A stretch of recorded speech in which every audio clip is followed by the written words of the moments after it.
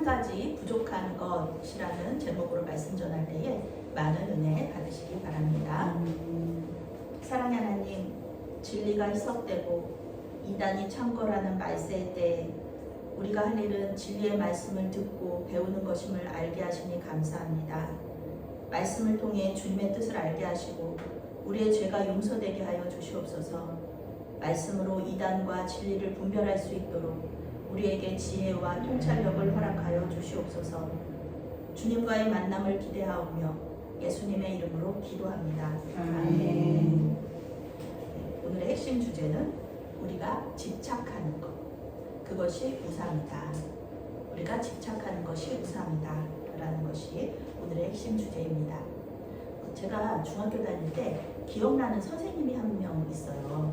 은평구에 있는 교회를 다녔는데 거기에 선생님 한 분이 계셨는데 이제 중고등부 선생님이시죠. 남자 선생님이셨어요. 이 선생님이 장로님, 권사님 아들이면서 가톨릭 의대를 다니고 있었어요. 그리고 교회에서 교회학교 교사로 봉사하고 있었고요. 같은 주일학교 교사로 봉사하고 있는 교회학교 교사로 봉사하고 있는 여자 선생님하고 연애를 하고 있었어요. 그래서 이제 두 사람 이제 결혼할 거였죠. 아주 키는 크지 않았지만 그 선생님이 키는 크지 않았지만 아주 준수하게 생기신 그런 분이었어요. 교회 학교에서 그 교사를 하고 있고 또 공부도 잘해서 의대를 다니고 있고 또 같은 교회 자매님하고 아주 연애도 잘하고 그러면서 칭찬이 자자했던 그런 선생님이셨죠.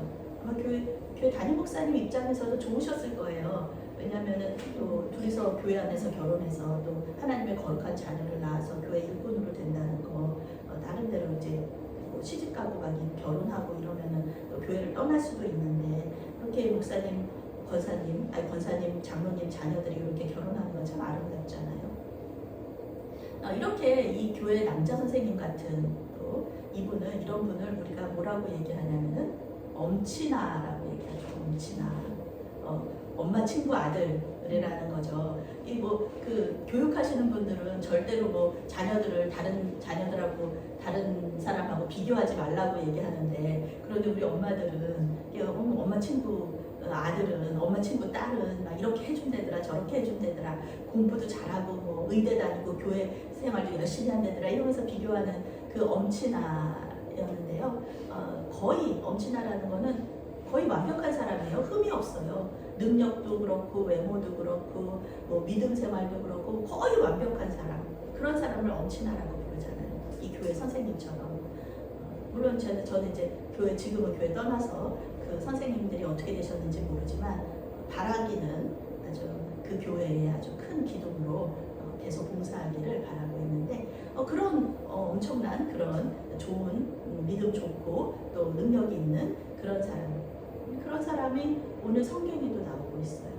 그런 엄친아가 오늘 성경에도 있는 거예요. 이 사람은 아주 겸손하고 예수님도 잘 믿는 그런 사람이 될 수도 있었다. 그런데 우리 예수님께서 보시기에는 우리 사람이 보기에는 엄친한데 거의 완벽하고 부족한 점 하나도 없는데 우리 예수님께서 보시기에는 부족한 점이 한 가지 있었다는 것이죠. 무엇이었을까?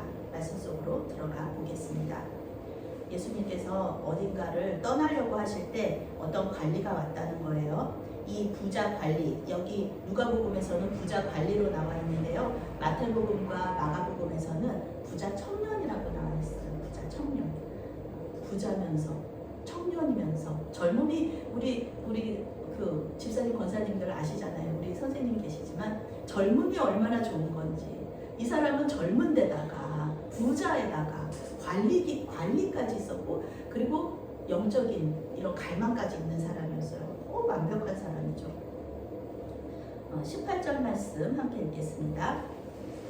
어떤 관리가 물어이르되 선한 선생님이여 내가 무엇을 하여야 영생을 얻으리이까. 예수님을 선한 선생님으로 불러요. 마가복음에서는 이 사람이 예수님이 이렇게 길을 떠나려고 하시는데 마가복음에서는 이 사람이 달려와가지고 예수님의 앞에 무릎을 탁 꿇고 이 질문을 했다고 나와 있어요. 부자면서 청년이면서 관리인 이 사람이 그냥 나사렛에서 온 목수잖아요, 우리 예수님이. 그런데 예수님 앞에 무릎을 탁 꿇고 선한 선생님이요, 내가 무엇을 하여야 영생을 얻으리까? 이렇게 딱 물어보는 거예요. 얼마나 예수님께서 보시기에 예뻤을까? 겸손한 사람이었죠. 그러면서 예수님들은 선한 선생님이라고 불러요. 선하다는 말은 아무나 이렇게 붙이는 게 아닙니다. 좋은 선생님, 어떤 뭐 이렇게 뭐 착한 선생님 뭐 이렇게 얘기하는 거 아무렇지도 않다고 생각하지만, 우리 지난번에 배웠잖아요. 소경 거지 바디메오가 예수님을 뭐라고 불렀나요? 다윗의 자손 예수요. 다윗의 자손이라는 거는 메시아를 말하는 거거든요. 예수님을 메시아로 받아들이는 거예요. 하나님으로 받아들이는 거예요. 마찬가지예요. 선하다라는 것은 그냥 일반적인 사람한테 쓰는 단어가 아닙니다. 19절 말씀 함께 읽겠습니다. 예수께서 이르시되 내가 어찌하여 나를 선하다 일컫느냐? 하나님 한 분 외에는 선한 이가 없느니라. 아멘. 여기 나오죠. 선하다. 선하다는 말은 하나님한테만 쓰는 단어야. 그런데 네가 나를 선하다고 하니까 나를 하나님으로 믿는 것이냐? 너 정말 나를 선하다고 생각해? 나를 하나님으로 믿고 있어? 이렇게 예수님께서 성찰할 수 있도록 한번 이렇게 말씀해 주시는 거예요. 예수님이 하나님이다. 그러면은 이 믿음 좋은 사람으로서는 어떻게 해야 되죠? 예수님의 말씀에 100% 순종해야 되는 겁니다. 예수님을 하나님으로 믿는 사람이잖아요. 그러면 예수님 말씀에 순종해야 되는 거죠.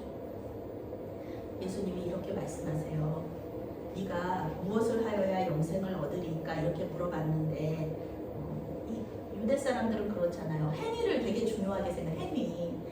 지금도 그래요. 우리도 그래요. 제 동생이 이번에 그 권사 취임을 하거든요. 다음 주에.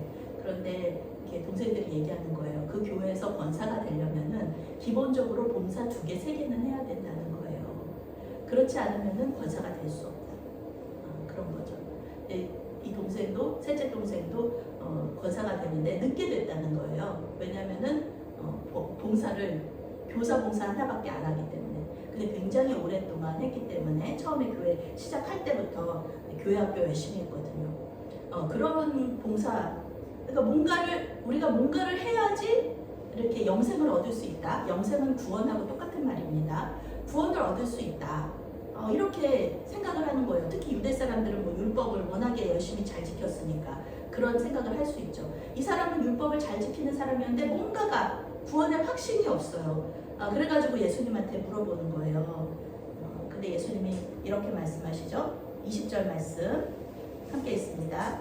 내가 계명을 하니 간음하지 말라, 살인하지 말라, 도둑질하지 말라, 거짓 증언하지 말라, 내 부모를 공경하라 하였느니라. 아멘. 우리 예수님께서 이렇게 말씀하신 거예요. 너 계명 잘 알잖아. 너 잘 지켰잖아. 예수님은 다 아시니까.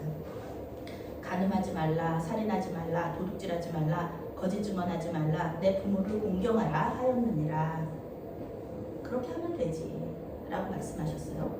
그런데 뭔가 혹시 예수님 왜 이렇게 말씀하셨지? 이상하게 생각되지 않으신가요? 뭐가 빠졌죠. 예수님께서 십계명 말씀하실 때 성경에 있는 구약의 모든 성경 그 계명을 딱 2가지로 이렇게 요약하면은 뭔가요? 하나님 사랑과 이웃 사랑으로 딱 나눠지잖아요. 그런데 여기서 예수님께서 말씀하신 거에는 하나님 사랑 부분이 없어요. 이웃 사랑 부분만 있어요. 예수님께서 왜 하나님 사랑 부분, 예수님 잘 알고 계시는데 계명에 대해서 왜 하나님 사랑 얘기를 안 하셨을까? 그러니까 뭐예요? 예수님께서 그 얘기를 하시려고 그러는구나. 하나님 사랑에 대한 부분을 얘기하시려고 하시는구나. 우리가 이렇게 알아차릴 수 있어요. 이웃 사랑 부분은 얘기하셨는데 하나님 사랑 부분을 얘기 안 하셨다. 혹시 이 청년에게, 부자에게 하나님 사랑 부분이 부족한 게 아닐까? 생각할 수 있어요, 우리가. 이 청년은 정말 대단한 사람이에요. 21절 말씀 함께 했습니다. 여짜오되 이것은 내가 어려서부터 다 지켰나이다. 아멘. 어려서부터 이 이웃사랑의 계명을 다 지켰대요. 얼마나 대단한 사람이에요. 그리고 이 사람이 어려서부터 아주 부유하고 신앙 좋은 가정에서 자란 사람이라는 걸 알 수가 있어요. 생각해 보세요. 이때 당시가 어떤 시대냐 하면은 로마의 식민지 시대란 말이에요. 로마의 식민지 시대. 우리도 일제시대, 일제감정기를 지나왔잖아요. 일제감정기 지나오면서 또 전쟁을 지나면서 이렇게 도둑질 한 번 안 하고 거짓말 한 번 안 하고 부모님 공경 잘하고 이렇게 살았을 때에는 이 청년의 집안이 얼마나 좋은지 우리가 알 수 있는 거예요. 지난번에 며칠 전에 여기서 그 교회를 오고 있는데 하나님의 교회 그분들이 전도 열심히 하시잖아요 요즘. 그런데 그분들하고 그 다음에 그 가오리역 근처에 있는 큰 교회 있잖아요. 그쪽 뒤쪽으로 있는 큰 교회, 거기 교회하고 같이 전도를 하시는 거예요. 그래가지고 이쪽에서는 뻥튀기 나눠주시고 전도지 나눠주시고 이쪽에서는 그냥 전도지만 이렇게 나눠주고 있는데 지나가시던 분들이 이제 그거 두 개를 다 받으시는 거죠. 근데 이게 두 개가 다 뭔지 모르시니까 할머니들 몇 분이서 아이고 이게 뭐야 이게 뭐가 받는 거야 막 그러고 계시길래 제가 그 할머니들한테 아이고 어르신 이거는 이단교회에서 주는 거고요 이거는 여기 정통교회에서 주는 것이니까 이 말씀을 믿으시면 됩니다 이렇게 말씀을 드리면서 이렇게 교제를 하면서 가게 됐어요. 이 할머니들 한 서너 분이서 칼국수 드시러 오신대요. 그러면서 말씀하시는 게 절에 다니신다고 아주 오랫동안 절에 다니셨다고 그러시면서 그런데 본인은 얘기를 하다가 그렇게 나오는 거예요. 본인은 일제감정기도 지냈고 그 다음에 또 이 전쟁도 지냈는데 자기는 별로 고생을 안 하셨다는 거예요. 있어요. 그런 집안들이 있어요. 이렇게 힘든 속에서도 아주 일제감정기랑 친일을 하셨든 안 하셨든 간에 평안하신 분들이 계세요. 그렇게 살아오신 분들이 계세요. 예. 그런데 그런 분들이 있으셨다는 거죠. 이 청년도 마찬가지예요. 아주 보호받으면서 사랑받으면서 부유하게 하나님 말씀 잘 지킬 수 있는 환경 그런 환경 속에서 자란 이 청년이라는 것을 알 수가 있어요. 어려서부터 다 지켰다. 다른 성경에서는 예수님께서 사랑스럽게 보셨다라고 얘기를 해요. 사랑스럽게 보셨다. 예수님 잘 믿는 사람이었어요. 하나님 잘 믿는 사람이었어요. 모든 율법도 다 잘 지키는 사람이었어요. 그런데 예수님께서 말씀하세요. 너 정말 완벽하다. 그런데 딱 한 가지 부족한 것이 있다. 그것이 뭐냐. 22절 말씀 함께 있습니다. 예수께서 이 말을 들으시고 이르시되 내게 아직도 한 가지 부족한 것이 있으니 내게 있는 것을 다 팔아 가난한 자들에게 나눠주라. 그리하면 하늘에서 내게 보화가 있으리라. 그리고 와서 나를 따르라 하시니. 아멘. 네, 그 청년, 이 부자 관리한테 부족한 것이 하나 있어요. 예수님 보시기에 딱 하나예요. 그것이 무엇이냐 하면은 하나님 사랑 부분이에요. 하나님 사랑 부분. 이 사람은 뭐 부족한 게 지금까지 부족한 게 없잖아요. 그러니까 가난한 사람들도 많이 도왔을 거예요. 그런데 예수님은 그거보다 더 이상 가난한 사람 돕는 거, 율법에서 가난한 사람 도우라고 많이 얘기하거든요. 그것도 이 사람 다 지켰어요. 뭐 11조, 주일성수 뭐 다 했다는 거예요. 그런데 예수님은 그것이 아니라 한 단계 더 나가라는 것이죠. 예수님께서 그래 네가 할 수 있는 거, 네가 할 수 있는 부분 그래 잘했어. 그런데 너에게 부족한 점 하나가 있는데 이거는 참 이 사람이 하기 힘든 거예요. 지금까지 부모님이 물려주신 거, 자기가 번 거, 이 모든 것들을 다 가난한 자들에게 나눠주고 너는 나의 제자가 되어라. 이렇게 말씀하시는 거예요. 지금이야 우리가 예수님의 제자가 되는 게 얼마나 큰 영광인지 알고 있잖아요. 예수님의 12제자 속에 들어간다는 거. 그거는 지금 2000년이 지났는데 우리가 예수님의 12제자 이름을 다 외우고 그리고 예수님의 12제자들이 다 어떻게 했는지 얼마나 영광을 받았는지 다 알고 있잖아요. 그런데 예수님의 12제자 나도 12제자 됐으면 좋겠다. 예수님께서 특별하게 사랑하신 몇몇 제자가 됐으면 좋겠다. 막 이런 생각하지만 그때 당시에는 그게 아니잖아요. 이 재산을 다 팔아라. 가난한 자들에게 주어라. 그리하면 하늘에서 내게 보화가 있으리라. 원어적인 의미로는요, 보화가 그냥 보화가 아니에요. 보물 창고예요. 보물 창고. 그러니까 예수님께서 말씀하시는 거는 네가 이 땅에서의 보물 창고를 비우면, 가난한 사람들한테 주면서 비우면 하나님 나라에는 하늘나라의 보물 창고가 가득 찰 것이다.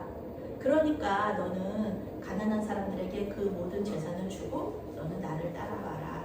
이렇게 말씀을 하신 것이죠. 그런데 이 사람이 예수님을 하나님으로 믿고 있었다면, 예수님을 정말 선하다고 알고 있었다면, 선하신 분이 그렇게 말씀하신 거잖아요. 그러면은 프란체스코처럼, 프란체스코가 부잣집 아들이었거든요. 그런데 자기 재산 다 하고 다 나눠주고 자기는 거지처럼 살았어요. 그런데 이런 사람도 있었어요. 중세에는 되게 많아요. 그런 사람이 이렇게 성자로 추앙받는 사람들이 많아요. 이 가난한 사람, 이 말씀에 순종해가지고, 귀족들 중에서 이 말씀에 순종해가지고 가난한 사람들에게 다 나눠주고 이렇게 온 사람들이 많아요. 그런데 이 사람이 이렇게 그 말씀을 듣고 이렇게 반응해요. 23절 말씀 함께 있습니다. 그 사람이 큰 부자이므로 이 말씀을 듣고 심히 근심하더라. 아멘. 이 사람이 큰 부자였는데 이 말씀을 듣고 심히 근심했어요. 여기서 심히 근심하다라는 단어가 언제 또 나오냐면은 예수님께서 겟세마네에서 십자가를 딱 앞두시고 그 기도하시잖아요. 이 잔을 주님 할 수 있으면은 이 잔을 내게서 떠나가게 하십시오. 이렇게 힘들게 기도했을 때 그때 이 단어가 사용돼요. 심히 근심하다. 이 사람은 지금 죽을 것 같은 거예요. 예수님께서 말씀하신 거를 자기가 하고 싶은데 안 되는 거예요. 그 마음속에 재물에 대한 집착, 이 부에 대한 집착, 가난해지는 거를 한 번도 경험해보지 못한 사람.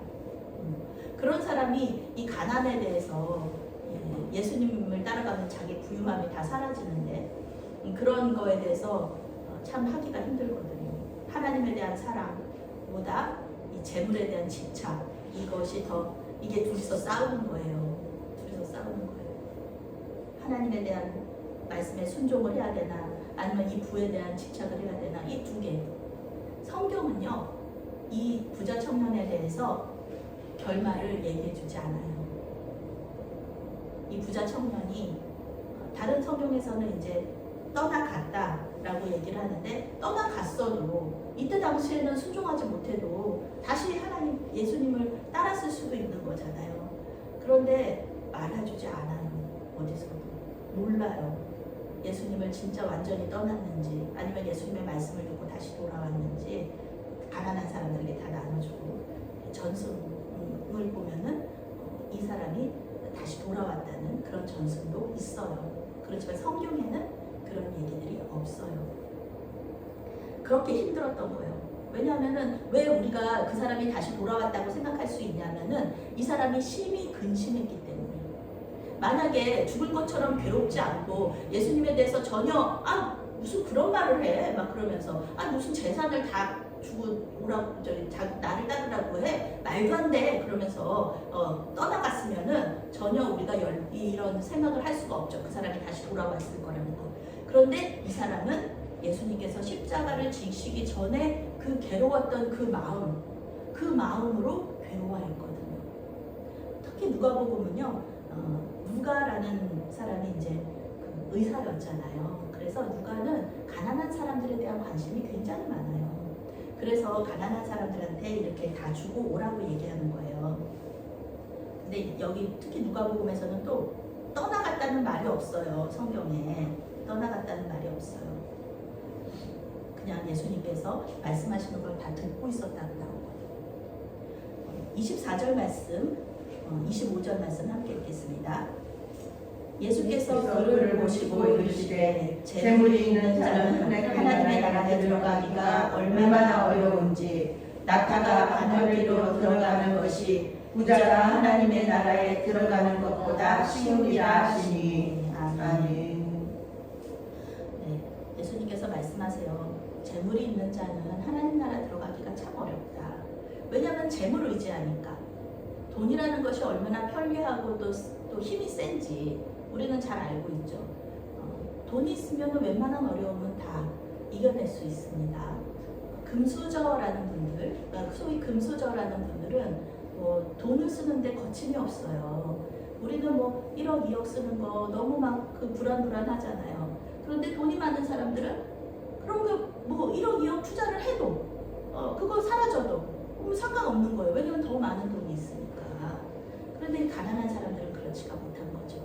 가난한 사람들은 1억, 2억 투자했는데 안 될까봐 막 하나님께 기도하잖아요. 하나님 도와주세요. 막 이렇게 기도하는데 이 부유한 사람들은, 재물이 많은 사람들은 그런 것에 대해서 그렇게 기도할 필요를 못 느끼는 거예요. 그래서 이 가난한 사람들보다는 부자가 그 하나님 나라에 들어가기가 참 어렵다. 얼마나 어려운가. 낙타가 바늘귀로 들어가는 것보다 더 어렵다. 바늘귀가 뭐냐 하면은 바늘에 구멍이 있어요. 거기에 낙타가 들어가는 거예요. 불가능하다는 거거든요. 그러니까 사람들이 얘기했어요. 26절 말씀, 27절 말씀 함께 있습니다. 듣는 자들이 이르되 그런즉 누가 구원을 얻을 수 있나이까. 이르시되 무릇 사람이 할 수 없는 것을 하나님은 하실 수 있느니라. 아멘. 아이고 예수님, 우리는 그 부자 청년, 하나님 그렇게 복 받은 사람인데, 부자 청년 그렇게 복 받았다고 말하잖아요. 부자면서 높은 자리에 올라가 있고, 그리고 젊은데 하나님 잘 믿고, 이런 사람이면 우리 복 받은 사람이잖아요. 번영신학에서 말하는 이 복 받은 거, 영혼이 잘된 같이 범사에 잘 돼가지고 학교도 좋은 학교 다니고, 그리고 예수님도 잘 믿고 좋은 또 그 회사 다니고 이러면 복 받았다고 말하잖아요. 이렇게 복 받은 사람, 하나님께 복 받은 사람도 구원 받기가 어렵다는데, 그럼 우리같이 가난한 사람들, 우리같이 하나님께 복 못 받았다고 생각하는 이 사람들은 어떻게 구원을 얻을 수 있겠습니까? 라고 얘기하는 거죠. 지금하고 똑같아요. 2000년 전이나 지금이나 아주 세상적으로 보기에 잘된 사람들은 하나님께 복 받은 사람들이라고 생각했던 거예요. 예수님께서 말씀하시죠. 무릇 사람이 할 수 없는 것을 하나님은 하실 수 있느니라. 너희들이 생각하는 구원의 방법하고 내가 생각하는, 하나님이 생각하는 구원의 방법은 달라. 예수님께서 생각하시는, 하나님께서 생각하시는 구원의 방법은 십자가에서 죽으신 예수님을 믿는 거예요.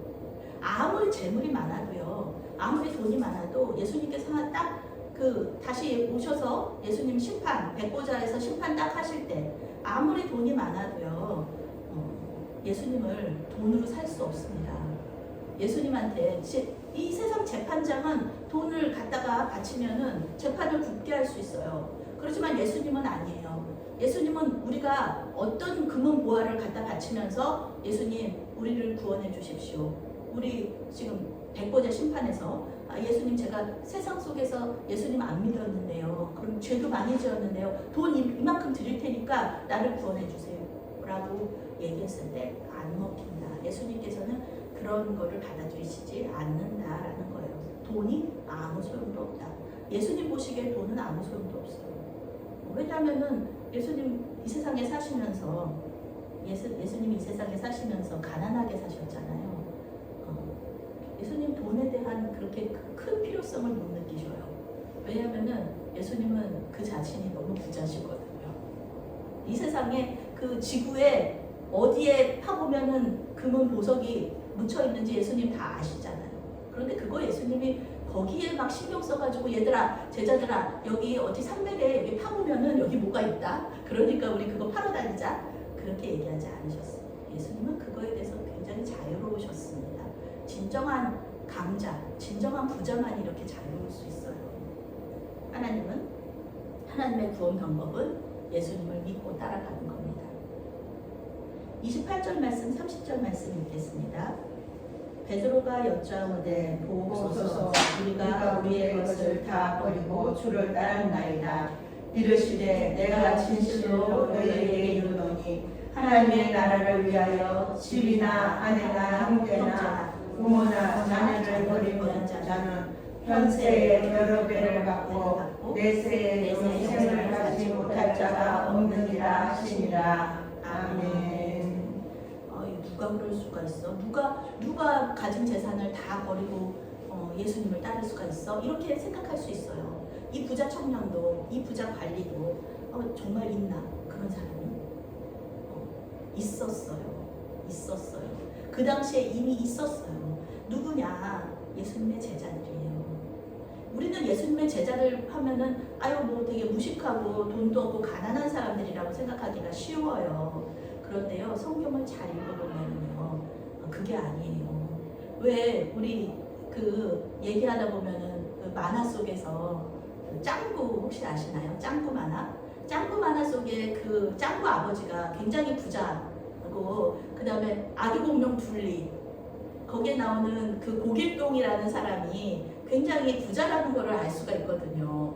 서울에 있는 도시에 그렇게 큰 집을 가지고 있고, 그리고 또 이렇게 그 둘리랑 다른 친구들이 이렇게 망가뜨리는 거 보면 다 귀한 것들이에요. 뭐 레코드판 이런 거 다 귀한 것들이거든요. 우리는 그렇게 평범한 사람들이 무슨 그렇게 큰 부자야 생각할 수 있지만, 이 예수님의 제자들이 보통 사람들이 아니에요.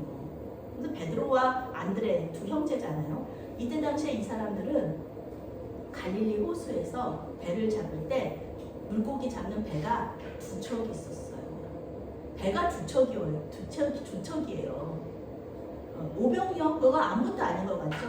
그 물고기가 엄청 비싼 거예요. 왜냐면은 유대인들은 율법에 있는 고기만 먹잖아요. 율법에 있는 물고기만 잡아먹거든요. 그러니까 이 사람들이 엄청 물고기 한 수레가 양 100마리랑 가격이 똑같다는 거예요. 그때 당시에. 그러니까 이 사람들이 양 100마리를 물고기 한 수레가 그렇다는 거예요. 그렇게 부자였어요. 이 베드로와 안드레. 그리고 또 야고보와 요한은 어떤가요? 아버지와 일꾼들과 배를 다 놔두고 떠났던, 아버지가 일꾼들을 부릴 정도의 그런 배를 가지고 있었다는 거예요. 아버지가. 야고보와 요한은 부잣집 도련님들이었습니다. 그리고 마태는 또 어떤가요? 마태. 세무서 직원이에요. 자기가 나쁜 마음만 먹으면은요, 돈을 얼마든지 모을 수 있는, 세금을, 그때 당시에는 뭐 누가 나라에서 뭐 얘기하는 사람도 없잖아요. 자기가 나쁜 마음만 먹었으면 정말 세금을 마음대로 거둘 수 있는 그런 사람이었어요. 그런 사람들이 전부 다 내려놓고 예수님을 따랐다는 거예요. 베드로가 그렇게 얘기하잖아요. 베드로가 우리가 우리의 것을 다 버리고, 그래서 버렸다는 것은 진짜 뭐 버렸다, 그리고 가정도 다 내팽개쳤다, 이런 얘기가 아니라 예수님의 사역을 돕기 위해서, 예수님을 가장 옆에서 잘 돕기 위해서 우선순위를 예수님께 뒀다라는 뜻이에요. 예수님 말씀하시자지 우리가 다 버리고 주를 따랐습니다. 예수님께서 그래, 너희들이 진짜 그랬지. 너희들 정말 그랬어.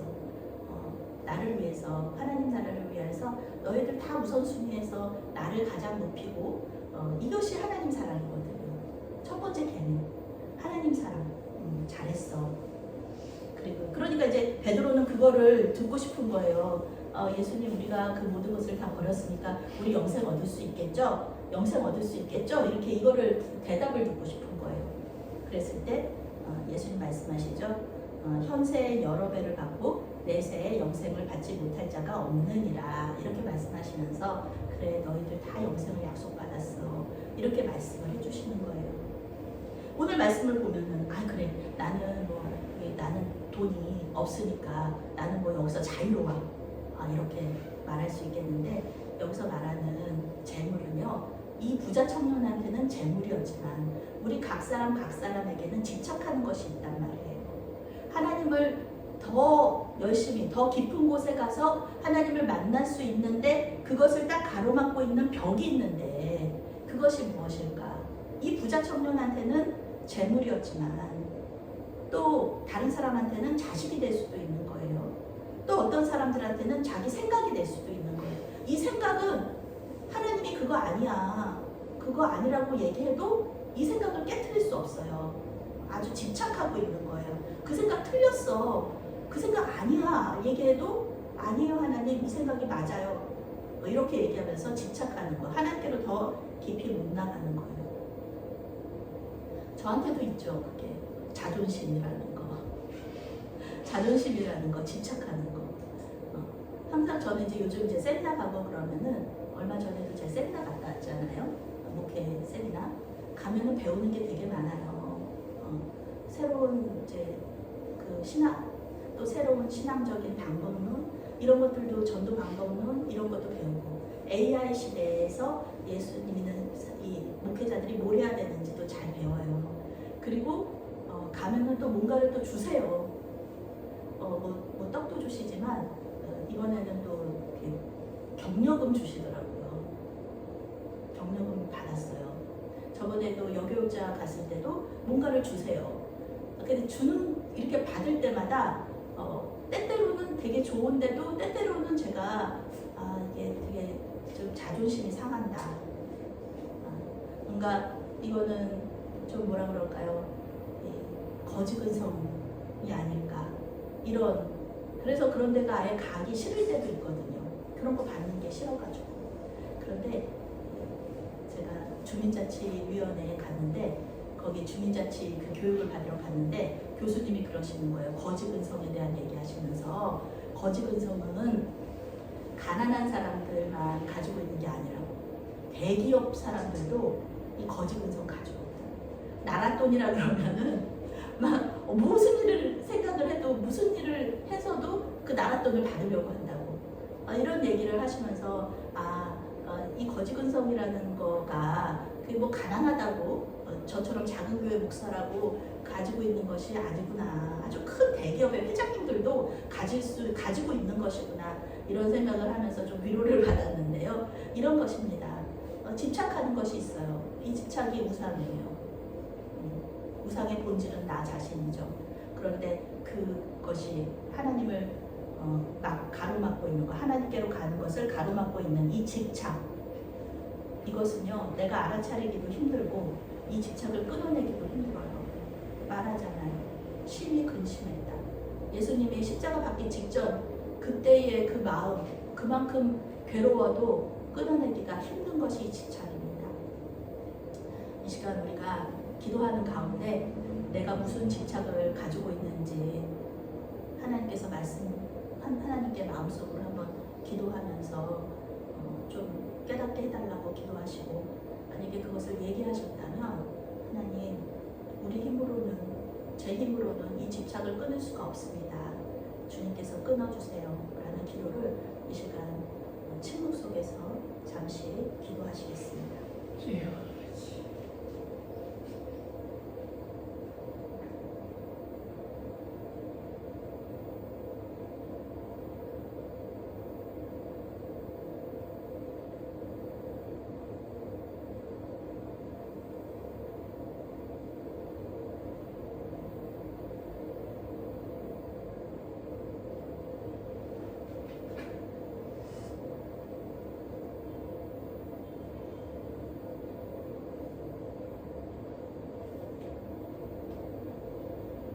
사랑의 하나님, 우리 안에 주님보다 더 사랑하는 것이 있습니다.